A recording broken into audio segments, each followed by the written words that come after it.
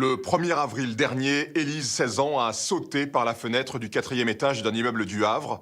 Pour sa mère, cela ne fait aucun doute. Élise n'a pas supporté le cyberharcèlement qu'elle subissait depuis plusieurs mois et qui s'est renforcé pendant le confinement. La diffusion sauvage de photos dénudées, les chantages à caractère sexuel se sont multipliés ces 2 derniers mois avec l'explosion d'un nouveau phénomène, les comptes fichas. Ils rassemblent et publient des photos intimes de jeunes filles. Alors comment des associations, des groupes d'internautes luttent-ils contre ces dérives aux conséquences dramatiques? Voyez le document 7 à 8 de Julie Dulac et Tony Casabianca.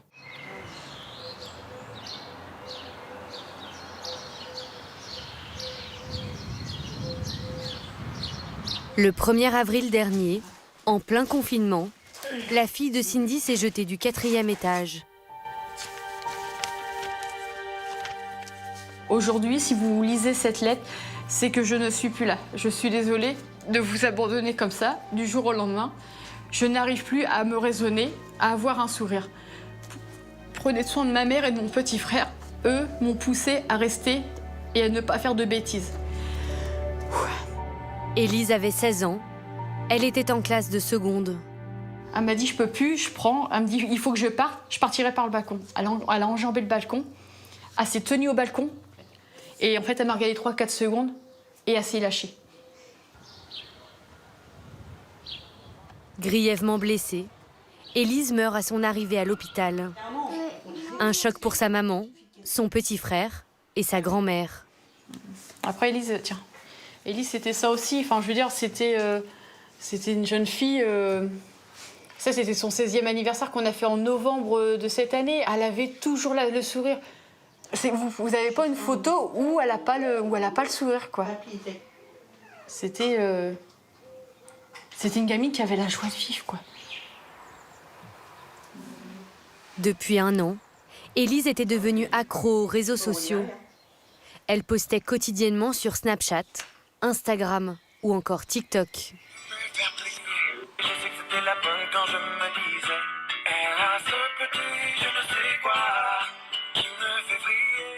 Elle s'est donné la mort car elle aurait été victime de cyberharcèlement. Après son décès, sa maman a découvert qu'un de ses ex-petits amis aurait publié des photos intimes d'elle sur les réseaux sociaux. En fait, elle leur a envoyé ce qu'ils appellent des nudes. En nude, ça peut être soit intimement nu ou en sous-vêtements. Et qu'un de ses ex aurait balancé, ou une personne à qui elle l'aurait envoyé, l'aurait balancé à un autre site, en fait. En fait, ces sites-là, en fait, ça sert à humilier les jeunes filles et les rendre plus bactères. Ça devait rester entre elle et lui. On l'a assassinée, quoi. On a profité d'elle, de son intimité, parce qu'elle était belle, elle était jeune, et puis qu'elle avait des problèmes. Et puis elle a dit, bah oui, bah, je vais faire ça, mais en rigolant. Et puis bon, ça va passer que les copains, les copines. Mais malheureusement, ça se passe pas comme ça se passe mal. Pourquoi ils ont fait ça? Qu'est-ce que ça leur apporte? Est-ce que la justice compte faire quelque chose? Est-ce que tous ceux qui s'occupent des réseaux vont peut-être réaliser que, je parle de la mienne, mais il y a d'autres parents comme moi qui sont dans ce cas-là, qui se suicident parce que bon, bah, les enfants sont à bout. Ils comptent faire quoi, en fait? La seule chose que je peux conseiller à pas mal de jeunes filles, c'est vous avez des parents, vous avez peut-être peur de leur dire, mais dites-leur, dites-leur à vos parents, en fait, ou au responsable légal, ou à quelqu'un, mais restez pas seul, en fait. Une enquête de police est en cours pour identifier la personne qui aurait posté ces photos sur Internet.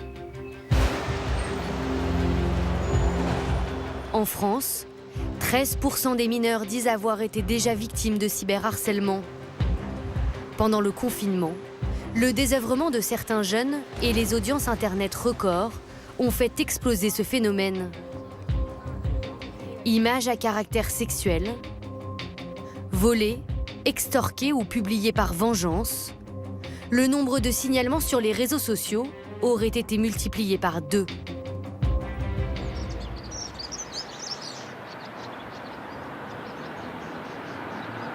Un des délits les plus en vogue, le chantage à la webcam.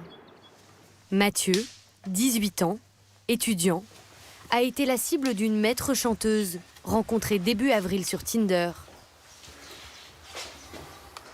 C'était une fille d'une peut-être vingtaine, 21 ans, Et elle était attirante, ouais, c'est ça, c'est le fait qu'elle soit attirante. Et puis, elle me disait qu'elle aimait bien la cuisine, tout ça. Quelque chose qui me paraissait complètement honnête. Après 2 jours d'échanges anodins, la jeune fille lui propose un appel vidéo sur Skype. Elle m'appelle, elle est déjà nue en fait. Elle me disait bon vas-y à toi maintenant quoi. C'est là que ça a commencé. Elle m'a dit filme-toi, ce que j'ai fait. Elle aussi était en train de faire ça. Ça me dérangeait peut-être un petit peu. Quand même je me disais bon c'est pas très naturel mais voilà quoi, ça change quand même de la routine quoi. Et puis je me doutais pas forcément de ce qui allait se passer par la suite.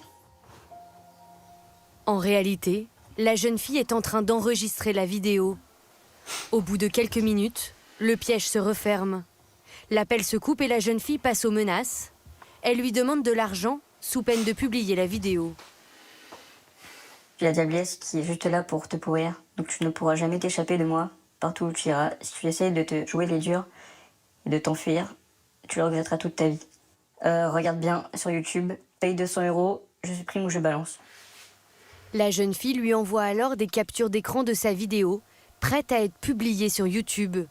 Puis, encore pire, envoyée à tous ses contacts sur Facebook avec un petit texte. Il se masturbe sur une fille de 8 ans ou des trucs assez stupides comme ça. Quand ça se passe, on se dit putain, si elle fait ça, je vais vraiment avoir la vie pourrie quoi en fait. Genre, je pourrais plus rien faire de ma vie, je vais t'afficher comme ça, et puis c'est mon image qui est complètement détériorée là. C'est une petite action et qui peut complètement me changer quoi, aux yeux des autres en fait. Plutôt que de se murer dans le silence, Mathieu en parle aussitôt à ses parents, au beau milieu de la nuit. Je me souviens d'un réveil brutal. Ça a été une grande surprise. En tant que parent, on a été un peu dépourvus parce que je dirais que la première des réactions, c'était lui demander de pas payer, quoi. Je pense que ce qu'on lui a dit, c'est au départ, de toute façon, même si elle publie, bon, publie. Et puis voilà, quoi. Bon, après, on s'était dit que nous, on était prêts à prendre des avocats pour défendre, quoi. Donc, Depuis, Mathieu n'a plus jamais eu de nouvelles de sa maître chanteuse. Et tous les comptes de la jeune fille ont été bloqués.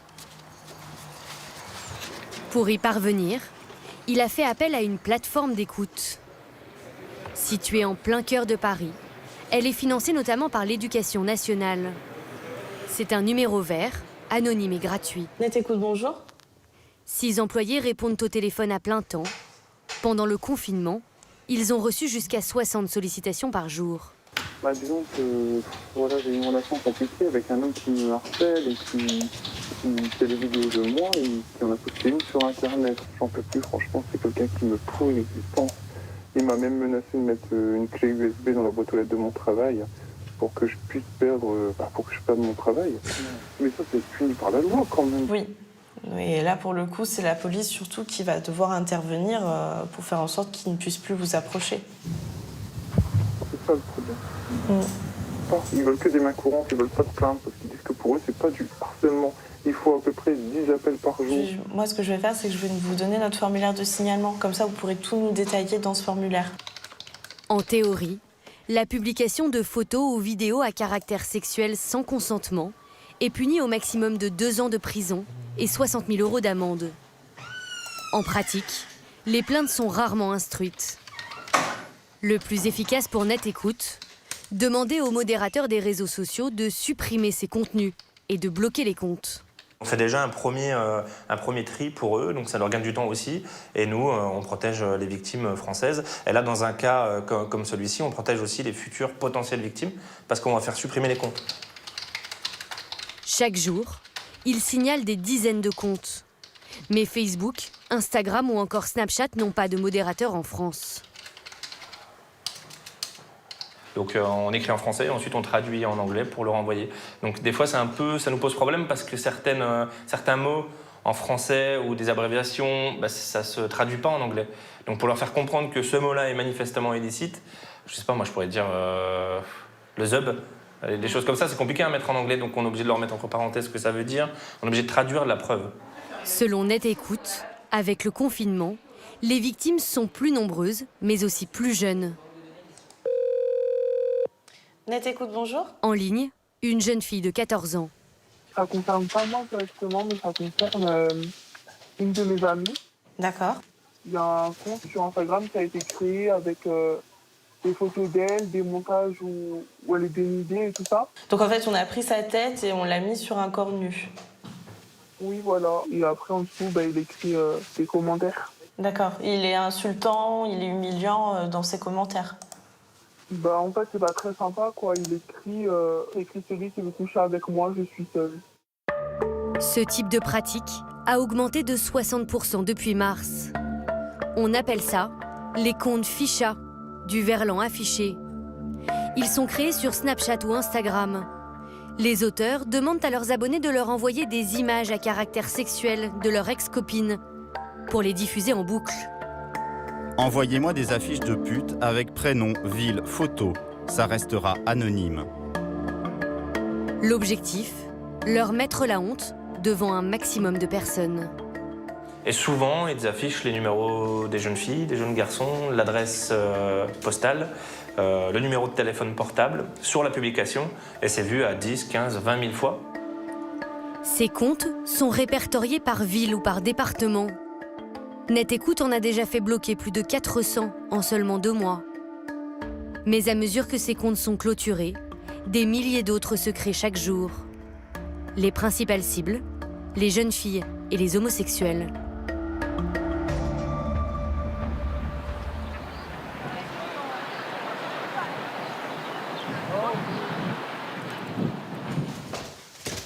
Nina a 17 ans. Les comptes ficha détruisent sa vie depuis plus d'1 an. Un de ses ex-petits amis, à qui elle avait envoyé des photos d'elle en sous-vêtements, les a rendues publiques après une rupture douloureuse. Rapidement, les photos se retrouvent sur des dizaines de comptes, avec des milliers d'abonnés. Nina se rappelle du jour où elle l'a découvert. Déjà, il y avait ma tête. Donc ceux qui voyaient qui j'étais de vue savaient qui j'étais avec cette photo. Où ça marquait, c'est elle la fille qui a envoyé des photos en sous-vêtements. Elle fait passer des garçons à 3h du matin par sa fenêtre. Et depuis, il y a eu plein de rumeurs qui ont été créées à base de ces photos. Ça m'a fait très très mal au ventre et au cœur. Et j'avais vraiment très peur que ça repasse par d'autres comptes. Sur ces comptes est aussi affiché son numéro de téléphone, avant de se retrouver sur les murs de son lycée. Nina reçoit alors tous les jours des dizaines de textos d'inconnus à caractère sexuel. J'avais juste une envie, c'était de partir. Mais parce que j'avais l'impression que je gâchais tout, que j'avais aucune utilité. J'avais juste envie, c'était de partir de ce monde parce que j'en pouvais plus. Rongée par la honte, Nina sombre dans la dépression et n'ose pas en parler à sa maman. Moi, je comprenais pas. Je me disais, elle fait une crise d'adolescence, mais puissance 20. Ça l'a déscolarisée, elle a fait une semaine d'hôpital pour des idées suicidaires. J'ai dû l'amener aux urgences psychiatriques. Enfin, ça a été relativement lourd. Et je comprends mieux maintenant comment... voilà. En fait, j'ai pas eu les choses dans le bon ordre, quoi. Au début du confinement, l'histoire prend une nouvelle ampleur. Ces mêmes photos d'elle en sous-vêtements sont de nouveau publiées et envoyées à ses contacts, même à son petit frère. Nina se résout à en parler à sa mère. Je suis dépassée. Je crois que c'est le terme exact. Je suis dépassée parce que je vois pas comment la protéger. Bon, elle veut pas se retirer des réseaux sociaux, hein, bien sûr. Je sais pas quoi faire. Vous décidez pas de partir de tous ces réseaux sociaux? Déjà, j'ai recréé des comptes. J'ai recréé un compte Instagram. Sur Snapchat, j'ai recréé un compte aussi. Je suis en compte privé, c'est-à-dire qu'il n'y a que les personnes que je connais vraiment bien. Je comprends pas il y a beaucoup de filles, des stars de télé-réalité qui mettent des photos en sous-vêtements. Personne ne dit rien. Par contre, quand c'est une petite personne qui connaissent de la ville, directement, ils s'acharnent dessus et ils l'harcèlent, alors que en soi, c'est la même chose. Pour faire cesser ce cauchemar, Nina a porté plainte. Elle s'est aussi tournée vers un groupe de justiciers du net. Shanley, 21 ans, étudiante en sciences politiques, et ses 2 amies Anna et Ajar sont à l'origine du groupe Stop Ficha. Leur but, aider les victimes à faire bloquer ces comptes. Affiche influenceur. Il y a quoi d'autre? les choses sérieuses. Lui, je sais qu'il était bien actif à un moment. Ouais. Au début du confinement, la bande de copines découvre cette pratique. Scandalisées, elles réussissent en quelques semaines à mobiliser des dizaines de militantes partout en France. C'est surtout en fait l'idée de ne pas rester spectatrice de ce déferlement de violence et de devenir actrice et d'aider les victimes qui elles, sont seules face à cette violence. Mais explique le reste. Là, en gros, Shanley et les jumelles créent une boîte mail sur laquelle elles reçoivent chaque jour des dizaines de messages de victimes qui dénoncent de nouveaux comptes fichas, comme celui-ci. c'est un nouveau groupe qu'on vient de trouver. Donc là, Join, donc il y a une meuf, il y a sa photo, elle s'appelle... La vidéo, elle date de 4 ans. Elle devait avoir 13-14 ans. Et oui, il y a d'autres vidéos de cette même soirée. C'est à Namur et à Livy encore. Ok. Mais explique le reste. Parmi les publications, cette vidéo d'une jeune fille mineure en plein acte sexuel, diffusée sans son consentement. MDR, je la connais. donc MDR, ça, je la vidéo connais. qu'on- Après, il fait arrête, raconte-nous des bails sur elle, blablabla et tout, déclare son prénom. Il y en a des milliers d'autres où il y a le même contenu avec encore plus de violence, où c'est vraiment des personnes de tout âge. On peut avoir des gamines de 13 ans comme des mères de famille de 45 ans. Tout le monde peut être victime du cyberharcèlement. Clairement. Shanley est déjà entrée en contact avec certains auteurs de ces comptes pour tenter de comprendre leur motivation. Voilà, je lui ai fait pourquoi tu fais ça. Je fais ce que je veux un peu. Mais pourquoi je comprends pas l'intérêt? Tu peux m'expliquer un peu parce que je suis curieuse quand même. Après, j'ai dit, t'es conscient que c'est illégal ce que tu fais là? C'est rien. Tout le monde a déjà vu des seins ou des zizi ou tout ce que tu veux. Je fais oui, mais pourquoi l'afficher?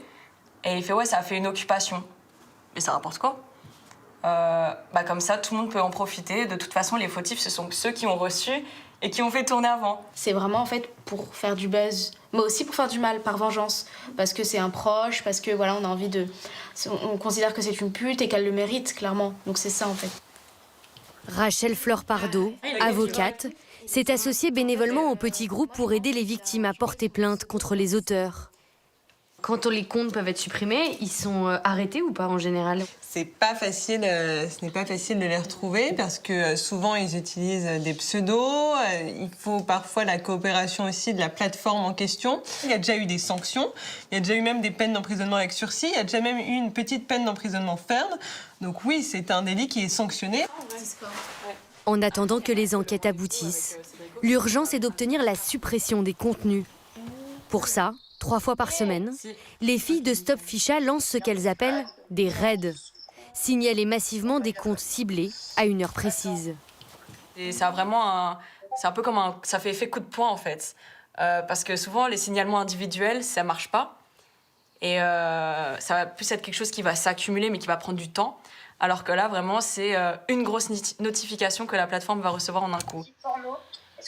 Ce soir, les filles ont donné rendez-vous virtuellement à une centaine de bénévoles du groupe. Ouais, mais on peut voir avec le culot. Et il est 21h30. Ouais, c'est parti. L'objectif du jour, faire bloquer 6 comptes ficha.